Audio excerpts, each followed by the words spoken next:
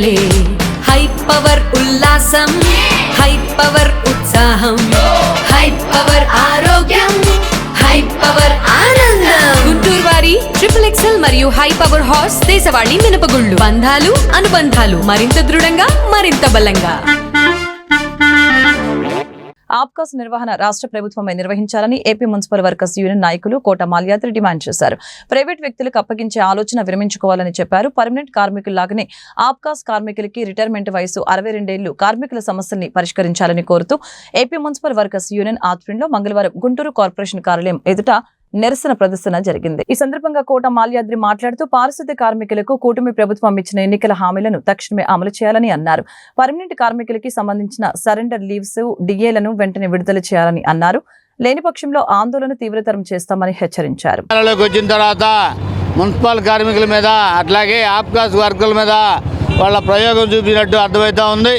ఏదైతే అధికారంలోకి వచ్చి 10 నెలలు అయింది. గత ఎప్పటి నుంచో కూడా వాస్తవంగా పర్మనెంట్ కార్మికుల రిటైర్మెంట్ 58. ఆ 58 మరి కాంట్రాక్ట్ వర్కర్లు కూడా 58కి వర్తింపు చేశారు. తర్వాత 60 చేశారు. 60ని మరి పర్మనెంట్ ఆప్కాస్ అందరు కూడా 60గానే ఉంచారు.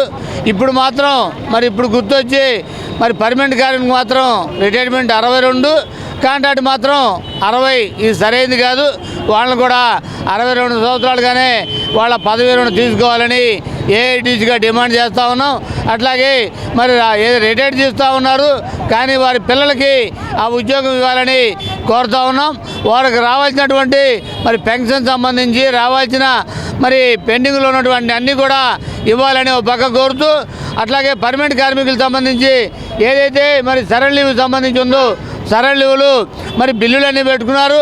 ఇప్పటికి కూడా సరెండర్ లీవ్ని విడుదల చేయలేదు. వెంటనే విడుదల చేయాలని కోరుతా ఉన్నాం. అట్లాగే నగరపాలక సంస్థ సంబంధించి మరి సరిపోయిన వాళ్ళ పిల్లల్ని తీసుకోవడానికి మరి 25 మంది వరకు వాళ్ళంతా ఉన్నారు. వాళ్ళని వెంటనే విధుల్లో తీసుకోవాలని కోరుతా ఉన్నాం. పర్మనెంట్ కార్మికులకు సంబంధించి సబ్బులు చెప్పులు కుట్టుకూలి చిన్నవి కూడా పెండింగ్ ఉన్నాయి. వెంటనే అవన్నీ కూడా ఇవ్వాలని మరి కమిషనర్ గారి దృష్టికి తీసుకెళ్తా ఉన్నాం. ఏదైతే మరి సమస్యలు పరిష్కారం కాకపోతే ఆందోళన కొనసాగిస్తామని కూడా ఆందోళన పద్ధతి కూడా మార్చుకుంటామని హెచ్చరిస్తూ ఉన్నాం.